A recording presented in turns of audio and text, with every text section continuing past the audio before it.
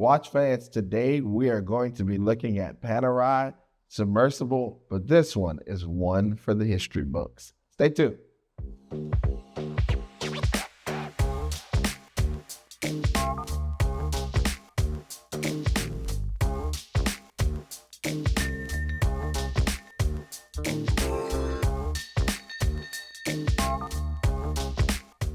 Welcome back, watch fans. So the watch we are looking at today, Panerai Submersible, but this one is a little bit different, named especially for someone who we should all celebrate because I feel like he is truly a superhero amongst adventurous. This piece is one that's going to stand out and always, in my mind, be one that I would have to add to my collection. We all know Panerai, actually being created in 1860, has been around for now over 164 years. A company that was actually created and kind of began as a school that was teaching for watchmaking, that's partnered with companies such as Rolex and others. This has really been a brand that stands out. It stands aside. It does look completely different than everyone else in its field. And I actually personally really like that.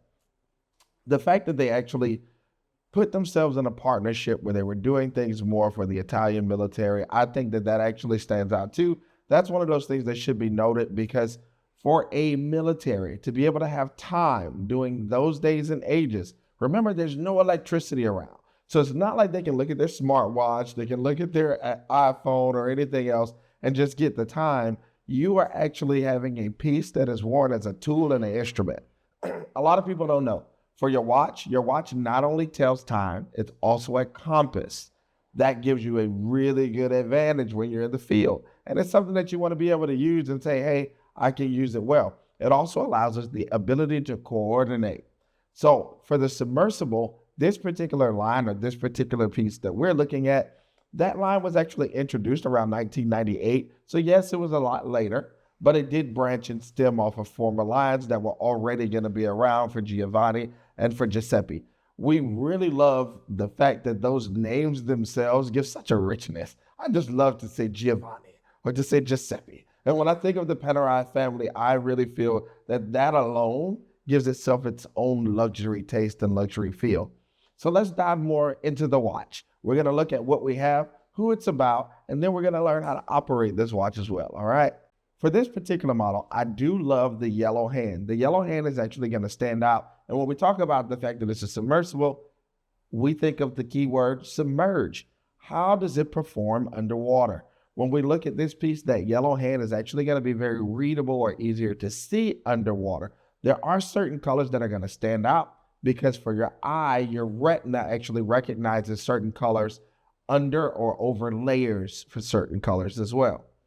I love this piece because it does have a flyback chronograph as well. With the flyback chronograph, that just means that when I do use my pushers and I actually start and stop the time or want to reset, when I actually reset the button, I don't have to start and stop. It gives me more accurate timing for whatever it is that I'm doing while I'm diving.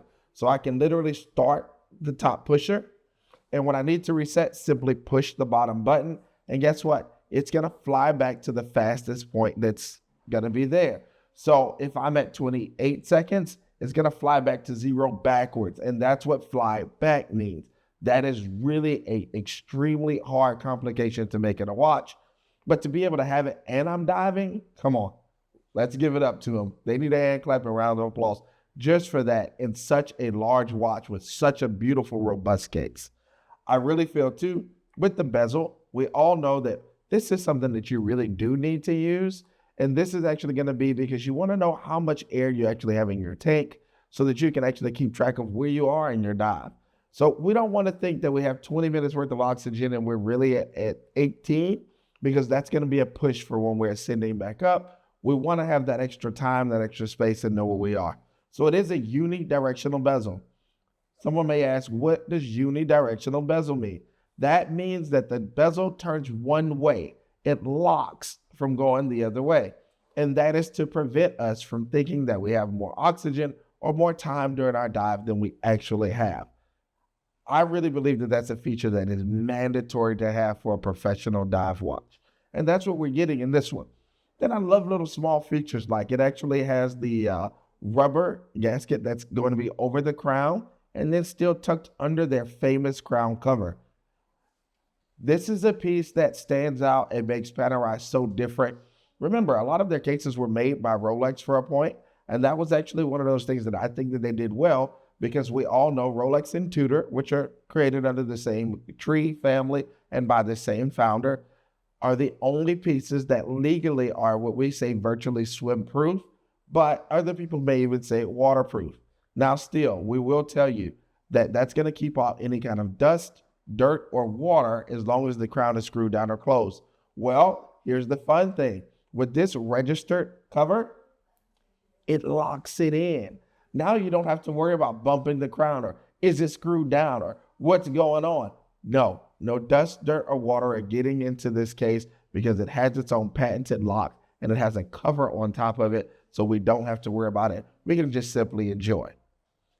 I really love this piece. I love the blue on the rubber. To me, that really stands out. It gives it that extra accent. Try to do something kind of fun and even match it myself today.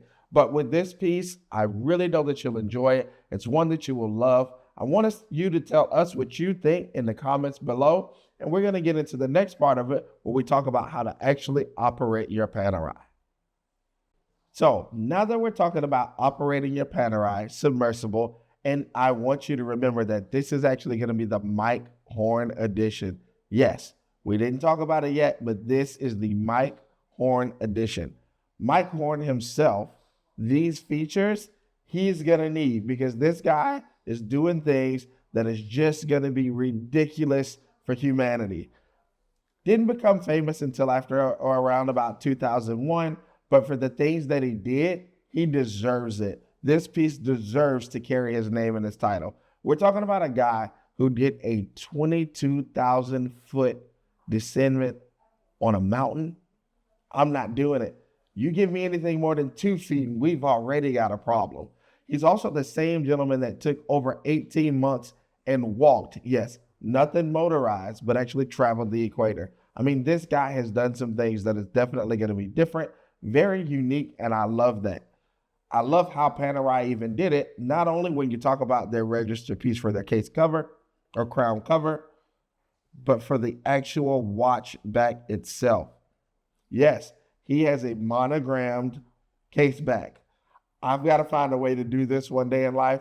I don't know how. I can guarantee you it won't be from jumping off mountains or walking around the world with just my feet. I need some kind of car, transportation, or something. And that's what makes him more heroic than I. But I love this piece. I love the casing on it. And it gives you such beauty and such a phenomenal look. Again, it's something that's going to be completely different than what you see everywhere else. So when we talk about using this Mike Horn, the first thing we want to do is we're going to pull down the crown cover. And we want to wind this piece. I want you to do it clockwise. Clockwise is going to be away from you or forward, okay? Typically, you want to wind it at least 40 to 60 turns. And what that's going to do is it's going to give the watch a full power reserve. And when you say a full power reserve, remember, it's transferring the energy from your hands into the watch for storage. That's vitally important that you start it off full. And then at least twice a month, you should still probably manually wind it. And I know you've been told it's on a watch winder, it's fine. That is somewhat true, but not necessarily. Simply because the watch's weight does have a difference, and that can play a big difference on the performance of the watch, as well as how large the pendulum is, which is the piece that actually swings in the back, the rotor. That's going to make a big difference on how well it can perform on your watch winder. So yes, enjoy it. This is the piece you're supposed to be playing with. Manually wind it yourself at least twice a month. After that, we're going to pull the crown just slightly. When we pull that crown, it's going to allow us to actually control the date wheel. Okay? When we're controlling the date wheel on this watch, that date wheel is going to be tied to the actual hour hand. This is good because we don't have to worry about the date wheel being changed in the wrong position and it breaking teeth or causing extra repairs. The next thing that we're going to do is we'll pull all the way out, and that's going to allow us to control all of the hands. Okay? Now, when being able to control all of the hands, now we can align everything, and you can even zero the watch out, which is putting all hands at 12. I did not do that right now, but I do want you to know that it is there at this moment. So when you put all hands at 12, now I can even move just the hour hand if I'm traveling. That's going to give me more accurate timing. So I don't have to worry about if I lost an additional minute or lost an additional second, because when I do that, the crown is actually going to be in, and guess what? It's going to continue to run. So I can still independently move the hour hand if need be as I travel. That means I can quickly move 3 hours ahead, and I can actually move 6 hours back. Wherever I need to go, it's already there. The next fun feature are going to be the pushers. Again, the top button is going to be to start and stop your chronograph. Again, it's to start and to stop your chronograph. When we start it, if it does go for 15 seconds, because it's a flyback, it means it's going to fly backwards to 0 because that's the fastest point. When I'm ready to reset it, I'm going to use the bottom button for resetting. Now with this particular watch, I don't have to start and stop before resetting. Most watches you have to. That's what makes this so complicated, is the fact that I can start it, and when I want to reset, maybe I need additional timing or want to do split timing. Let's just say that my two videographers decide that we want to time them and they're racing to see who can get set up the fastest. When one is finished, I can literally go back to 0 and I can see the difference in seconds between the two. That's what it allows me to do. I can do split timing or I can reset my timing quickly. This watch is going to be one that is fun and is definitely for the ages. This Mike Horn Submersible is one that I really love. Always remember when you're finished to make sure that your crown cover is down, because this is very important too, to keep all dust, dirt, and water out of the watch. Please tell us what you think of the video here below. Let us know if this helped for you. Here at SwissWatchExpo, what you think does matter, because we're a company that is here for you. Thank you, and we'll see you soon.